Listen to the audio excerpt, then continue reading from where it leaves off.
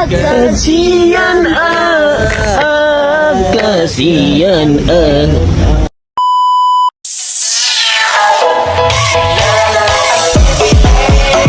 Salah.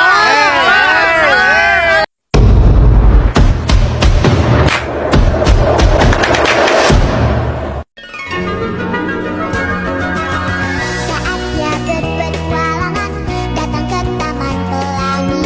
Bersama teman-teman semua, yuk kita saling membantu. Aku punya tas pelangi dengan si Joko. Bergegaslah ayo, berpetualang. Saatnya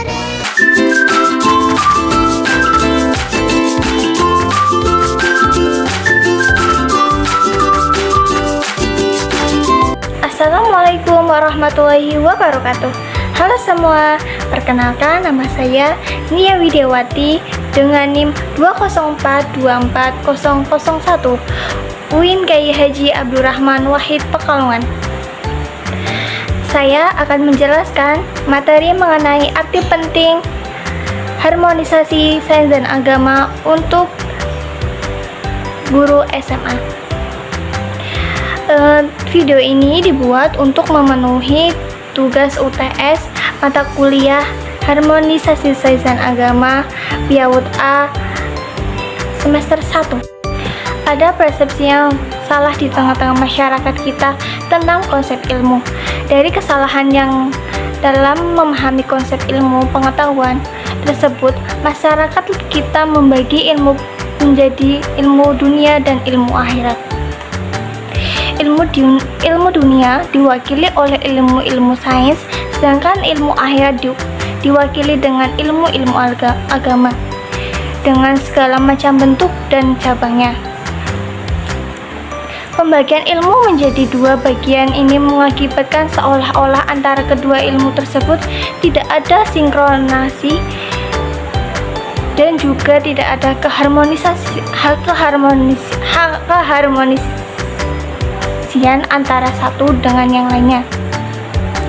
Bahkan yang lebih ekstrim lagi, paham yang beredar di tengah-tengah masyarakat kita adalah jika mempelajari ilmu dunia, maka pelakunya tidak akan diberi ganjaran pahala oleh Allah SWT.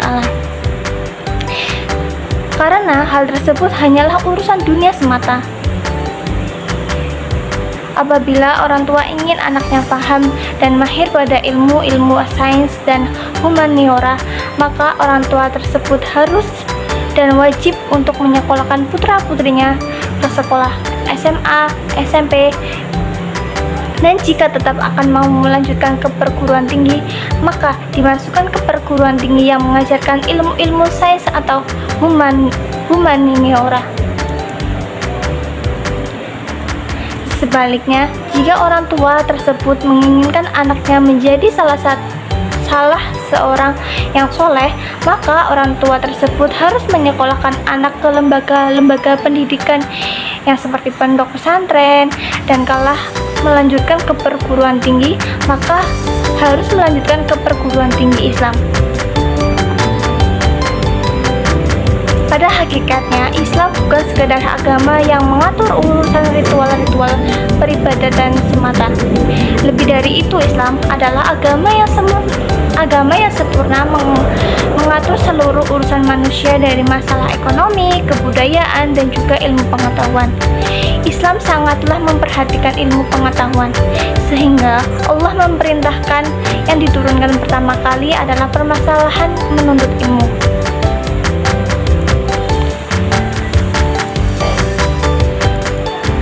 Untuk itulah proses pembelajaran yang ada di sekolah-sekolah kita haruslah pembelajaran yang terintegrasi antara lain sains dan agama. Pengintegrasian sains dan agama dalam pembelajaran akan menghasilkan seorang ilmuwan yang dekat dengan Allah SWT dan juga menghasilkan orang-orang yang soleh yang melek terhadap ilmu pengetahuan dan sains. Integrasi juga dapat dikatakan dengan penyatuan antara satu objek dengan objek yang lainnya, sehingga antara satu objek yang lain tersebut menyatu dan tidak terpisah antara satu dengan yang lainnya.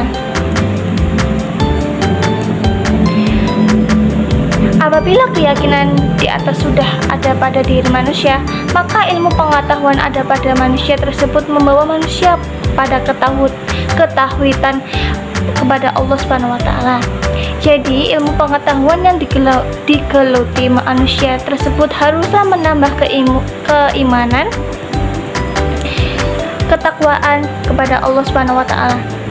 Selanjutnya, pemahaman tentang pengintegrasian antara ilmu agama dengan ilmu-ilmu sains dan teknologi merupakan fondasi dalam membangun tradisi keilmuan yang komprehensif, yang mana kedua ilmu pengetahuan tersebut saling menopang bagi pengembangan agama dan sains.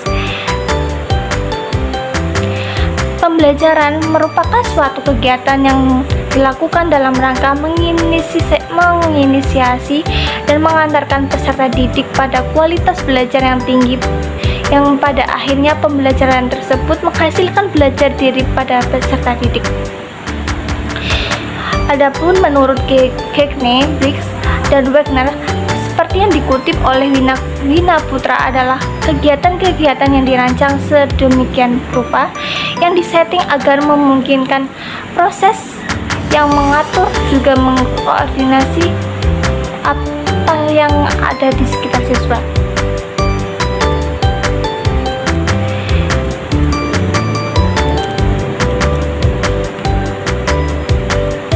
Untuk mewujudkan pembelajaran yang holistik yang memadukan antara akal dan wahyu, maka diperlukan integrasi dalam pembelajaran tersebut.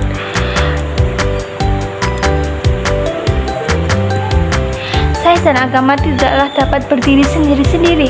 Kedua kelompok ilmu ini saling membutuhkan antara satu dengan yang lainnya dalam rangka kesempurnaan masing-masing dari kerumpun ilmu tersebut. Dengan adanya integrasi ilmu tersebut, maka kita umat Islam telah mematahkan pandangan saintis sekuler yang beranggapan bahwa antara sains dan agama memiliki perbedaan yang sangat jauh dan sulit dipertemukan antara satu dengan yang lainnya.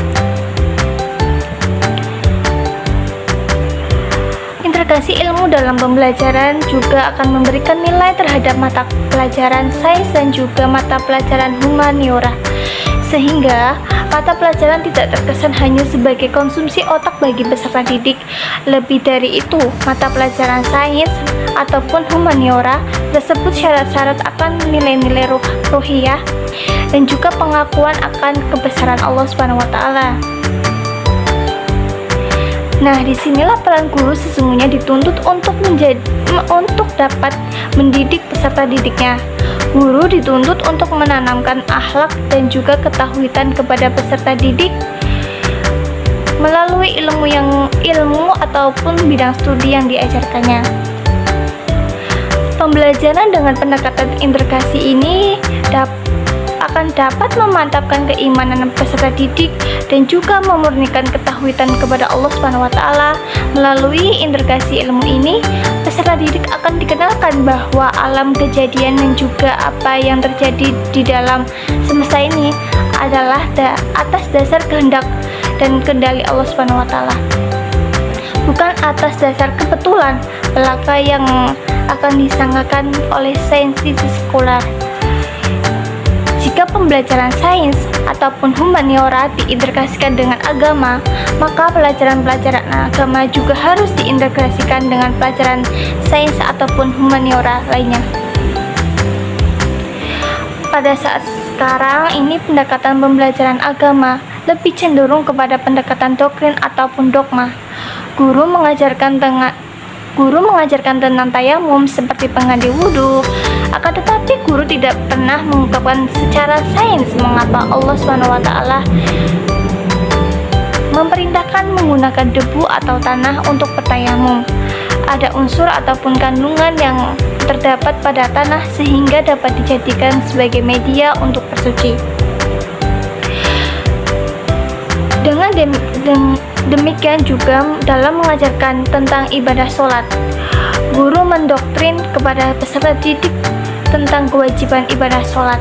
Akan tetapi pembelajaran jika tidak sampai pada mengupas tentang sholat ditinjau dari sisi sains, Padahal, jika ibadah sholat dikupas dari sisi sains, maka pembelajaran tersebut akan lebih bermakna dan ada sesuatu yang terbarukan dalam pengalaman belajar siswa.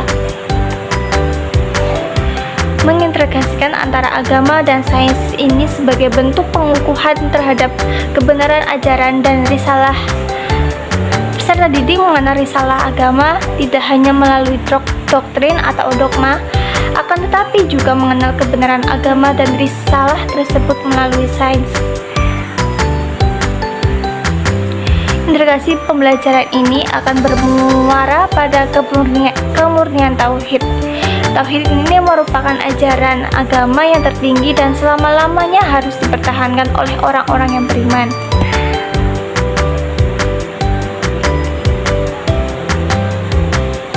Pembelajaran yang membahas tentang keajaiban alam secara saintifik harus dibarengi dengan penanaman nilai ketauhidan dan nilai-nilai rohaniah pada peserta didik.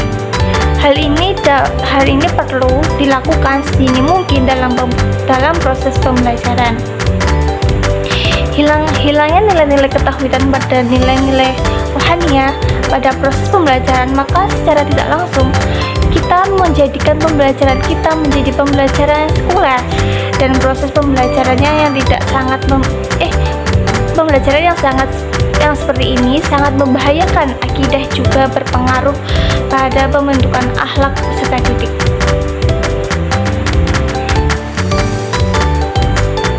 Proses pembelajaran yang dilakukan oleh guru terhadap peserta didiknya bukanlah hanya sekedar penyampaian teori-teori ataupun sekedar transfer of knowledge.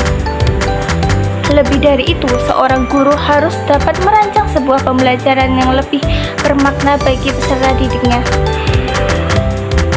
Integrasi ilmu merupakan suatu keniscayaan agar suatu pembelajaran tersebut lebih bermakna. Melalui integrasi dalam pembelajaran, seorang guru ini tidak hanya menyampaikan teori kepada peserta didiknya, lebih dari itu, guru juga menanamkan nilai-nilai rohaniah dan juga ketauhidan kepada peserta didiknya. Integrasi ilmu dalam pembelajaran merupakan solusi untuk menghilangkan sekularisasi ilmu, juga sekularisasi pendidikan. Peserta didik tidak hanya mengenal ilmu pengetahuan dan meninggalkan kebesaran Tuhannya, peserta didik juga tidak mengenal agamanya dengan meninggalkan ilmu pengetahuan. Dengan adanya integrasi ilmu dalam pembelajaran, maka pengalaman belajar yang dilalui oleh peserta didik akan bermakna dan menjadi pengalaman belajar yang tidak terlupakan. Di saat peserta didik sains, maka dalam sains itu mendapatkan muatan keagamaan. Di saat mereka belajar agama, mereka akan juga mendapatkan teori-teori sains di dalamnya. Yang paling penting dengan adanya integrasi ilmu dalam pembelajaran ini adalah pemantapan tauhid, baik pemantapan tauhid dengan ilmu-ilmu sains maupun pemantapan melalui ilmu-ilmu agama yang diintegrasikan dengan sains itu sendiri. Nah, jadi penting banget ya harmonisasi sains dan agama itu bagi guru SMA. Mengapa? Karena sebagai pengembangan pemahaman holistik, di mana mengintegrasikan sains dan agama membantu siswa memahami dunia secara lebih jauh dan menyeluruh. Sains memberikan penjelasan empiris tentang fenomena alam, sementara agama menawarkan perspektif etis dan spiritual. Nah, kombinasi ini dapat membantu mengembangkan pandangan yang lebih jauh, komprehensif tentang kehidupan. Nah, yang kedua, pembentukan karakter nilai, di mana pendidikan yang menggabungkan sains dan agama dapat membantu dalam pembentukan karakter siswa. Nilai-nilai moral dan etika yang diajarkan melalui agama dapat memperkuat dan memperkuat pemahaman siswa tentang tanggung jawab, sosial, dan lingkungan yang seringkali juga dibahas dalam ilmu sains. Yang ketiga, mengurangi konflik dan meningkatkan toleransi dengan memahami bahwa sains dan agama tidak harus saling bertentangan. Siswa dapat belajar untuk menghargai berbagai perspektif. Nah, ini sangat penting untuk menghargai, sangat penting dalam membangun toleransi dan mengurangi konflik yang mungkin akan timbul dari perbedaan pandangan. Nah, yang keempat, meningkatkan motivasi belajar. Integrasi sains dan agama dapat membuat pembelajaran yang lebih relevan dan menarik,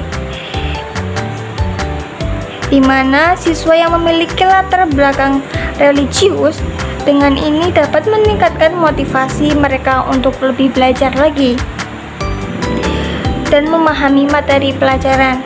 Nah, yang kelima, persiapan menghadapi tantangan masa depan, di mana di era modern sekarang banyak sekali tantangan etis yang muncul berdatangan dari perkembangan teknologi dan sains. Dengan ini memiliki dasar yang kuat dalam nilai-nilai agama, siswa dapat lebih siap menghadapi dilema etis yang mungkin mereka akan temui di masa depan nanti. Seorang guru harus dapat menciptakan suatu pengalaman belajar yang tidak hanya berharga bagi kognitif siswa, akan tetapi seorang guru harus juga memberikan pengalaman rohani dalam proses pembelajaran yang lebih diberikan kepada peserta didik. Kurang pengalamannya rohani dalam proses pembelajaran akan mengakibatkan proses pembelajaran tersebut gersang dan tidak memiliki nilai, sehingga proses pembelajaran yang terjadi hanya sekedar pengalaman kognitif yang jauh dari nilai-nilai rohanian. Hal inilah yang menjadikan pendidikan kita belum mampu untuk mencetak generasi yang baik, yang mencintai rohnya dan juga mencintai agamanya. Karena pembelajaran kita baru sebatas memberikan pengalaman kognitif bagi peserta didiknya. Untuk mewujudkan pembelajaran yang holistik yang memadukan antara akal dan wahyu, maka diperlukan integrasi dalam pembelajaran tersebut. Pembelajaran tidak lagi terdikotomi antara pelajaran umum dan juga pelajaran agama. Dengan mengintegrasikan antara sains atau humaniora dan agama, diharapkan ilmu pengetahuan tersebut tidak lagi bebas nilai. Akan tetapi, ilmu pengetahuan tersebut syarat akan nilai-nilai, terutama nilai-nilai rohaniah dalam ketahuan kepada Allah SWT. Seorang guru sains harus menemukan nilai-nilai rohaniah dalam pembelajaran yang diajarkan kepada peserta didiknya. Selain guru tersebut mengajarkan teori-teori sains tersebut, guru tersebut harus juga mengajarkan nilai-nilai yang terkandung dalam teori-teori tersebut. Pembelajaran dengan pendekatan integrasi ilmu ini akan bermakna bagi peserta didik. Peserta didik tidak hanya dikenalkan dengan konsep-konsep atau teori-teori belaka, tetapi lebih dari itu peserta didik juga dikenalkan dengan keagungan dan kebesaran Allah. Ketika guru mengajarkan proses terjadinya hujan, guru tidak hanya menjelaskan bahwa proses terjadinya hujan berawal dari sinar matahari yang membawa energi panas yang menyebabkan adanya proses evaporasi. Dalam proses evaporasi tersebut, air yang ada di permukaan bumi seperti air laut, air sungai, air danau mengalami penguapan karena panas dan mengalami kondensasi.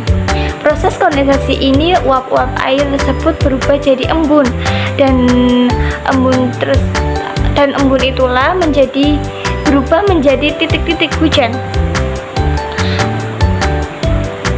Penjelasan seorang guru kepada peserta didiknya yang seperti ini secara ilmu pengetahuan tidaklah salah.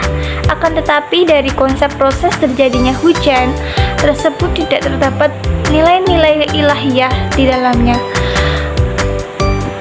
Berbeda dengan halnya jika setelah menjelaskan konsep tadi, seorang guru menamakan penjelasan dengan mengatakan bahwa semua proses yang terjadi tersebut adalah atas dasar kekuasaan Allah Subhanahu wa taala. Guru harus menjelaskan bahwa menguapnya air tersebut merupakan salah satu kekuasaan Allah. Bersinarnya matahari tersebut juga atas dasar kuasanya Allah, dan turunnya hujan ke muka bumi ini berupa tetesan-tetesan air juga merupakan bentuk kasih sayang Allah terhadap manusia. Karena jika Allah menurunkan hujan secara langsung, tidak berupa tetesan-tetesan air, maka hancurlah yang ada di muka bumi ini. Pembelajaran yang seperti ini akan mendekatkan peserta didik kita kepada Allah Subhanahu wa taala, sekaligus menanamkan nilai-nilai rohaniah, yang mana nilai-nilai tersebut semakin terkikis dan hilang dalam pendidikan kita. Terkikisnya nilai-nilai rohaniah dalam pembelajaran yang akan menjadikan pendidikan kita pendidikan yang sekuler. Demikian juga dengan seorang guru agama yang mengajarkan kepada peserta didiknya konsep ataupun dasar-dasar agama. Sebagai contoh, ketika seorang guru mengajarkan kepada anak didiknya tentang puasa, guru tersebut tidak hanya mengajarkan kepada peserta didiknya tentang rukun puasa, syarat puasa, yang membatalkan puasa, dan hal-hal yang lain yang berkaitan dengan ibadah puasa. Lebih dari itu, seorang guru harus dapat merancang pembelajaran tersebut agar lebih menarik dan terbarukan ketika disajikan di hadapan peserta didiknya. Akan lebih menarik lagi jika seorang guru mengupas tentang puasa jika ditinjau dari segi kesehatan dan juga segi sains. Seperti apa manfaat puasa bagi tubuh jika dilihat dari segi kesehatan dan segi sains. Bagaimana reaksi tubuh jika perut kosong dan lainnya. Dua contoh pembelajaran yang dikemukakan di atas adalah contoh bagi guru bagaimana mengintegrasikan sains dan agama, sehingga dua kelompok ini tidaklah berdiri sendiri-sendiri, melainkan saling menyapa antara satu sama lainnya, satu dengan yang lainnya. Sains dan agama tidaklah dapat berdiri sendiri. Kedua kelompok ini saling membutuhkan antara satu dan lainnya dalam rangka kesempurnaan masing-masing dari rumpun ilmu tersebut. Sekian materi yang saya paparkan, semoga bermanfaat dan sampai jumpa. Terima kasih.